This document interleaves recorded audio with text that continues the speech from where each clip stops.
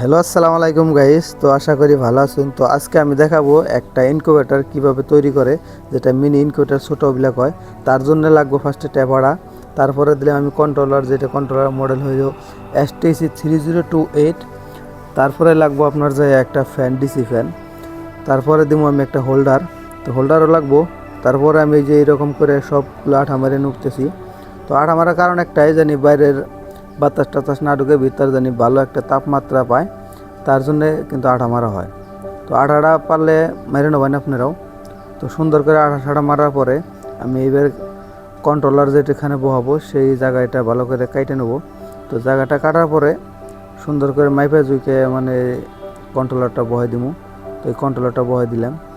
তারপরে আমি দিব আপনার একটা, যেটা ফ্যান আর লাইটের মাঝখানের ডিস্টেন্সটা মাইপে।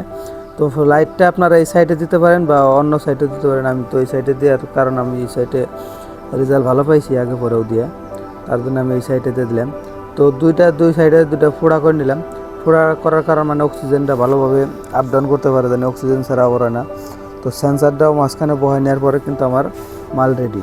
তো আপনাকে যদি কারো এই ছোটো মিনি ইনকিউবেটর লাগে তো আমাকে যোগাযোগ করতে পারেন, কমেন্ট করতে পারেন। তো স্ক্রিনে দিয়ে নম্বরও ফোন করতে পারেন। অতি কম খরচে সুন্দর একটা ইনকিউবেটর হয়ে যাব। যদি ভিডিওটা দেখে আপনাকে ভালো লাগে তাহলে সাবস্ক্রাইব করে পাশে থাকবেন। খুদা হাফিজ। লাইক, কমেন্ট, শেয়ার দিয়ে মতামত দেবেন।